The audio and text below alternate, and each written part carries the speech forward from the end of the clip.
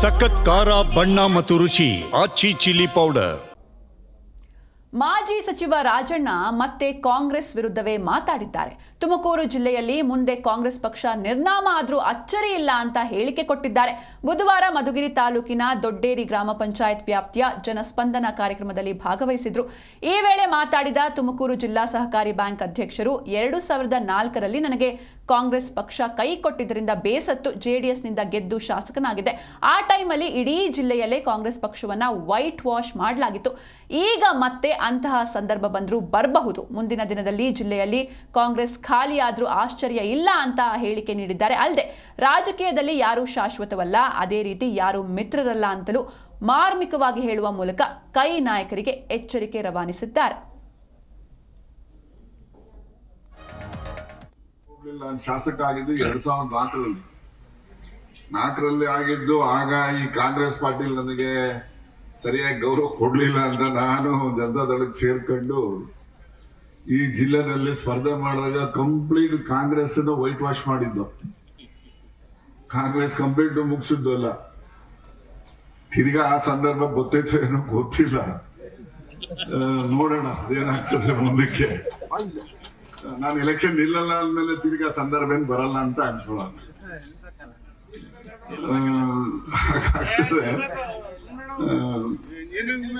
ಆಯ್ತಪ್ಪ, ನೀನ್ ಹೇಳ್ದಂಗೆ ನಾನು ಕೇಳೋದು ಆಯ್ತಲ್ವ, ಮತ್ತೆ ಸುಮ್ಮನೆ ಕೂತ್ಕೊಂಡ್ಬಿಡಿ. ಈಗ ಇಲ್ಲಿ ರಾಜಕಾರಣದಲ್ಲಿ ಯಾರು ಶಾಶ್ವತ ಶತ್ರುಗಳು ಇರೋದಿಲ್ಲ, ಶಾಶ್ವತ ಮಿತ್ರರು ಇರೋದಿಲ್ಲ.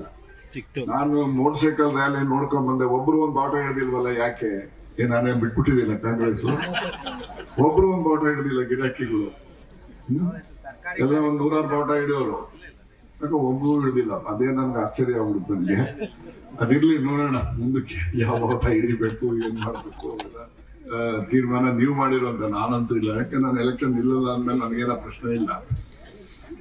ರಾಜಕಾರಣದಲ್ಲಿ ಯಾರು ಶತ್ರು ಇರೋದಿಲ್ಲ, ಯಾರು ಮಿತ್ರರು ಇರೋದಿಲ್ಲ.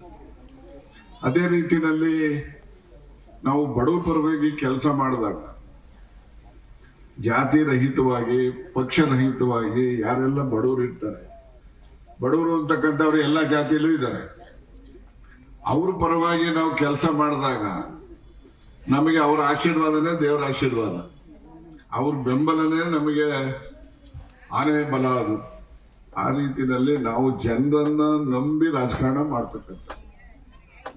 ದೊಡ್ಡೇರಿ ಹೋಗ್ಲಿಲ್ಲ, ನಾನು ಶಾಸಕ ಆಗಿದ್ದು 2004ರಲ್ಲಿ ಆಗಿದ್ದು. ಆಗ ಈ ಕಾಂಗ್ರೆಸ್ ಪಾರ್ಟಿ ನನಗೆ ಸರಿಯಾಗಿ ಗೌರವ ಕೊಡ್ಲಿಲ್ಲ ಅಂತ ನಾನು ಜನತಾದಳಕ್ಕೆ ಸೇರ್ಕೊಂಡು ಈ ಜಿಲ್ಲೆನಲ್ಲಿ ಸ್ಪರ್ಧೆ ಮಾಡಿದಾಗ ಕಂಪ್ಲೀಟ್ ಕಾಂಗ್ರೆಸ್ ವೈಟ್ ವಾಶ್ ಮಾಡಿದ್ದು.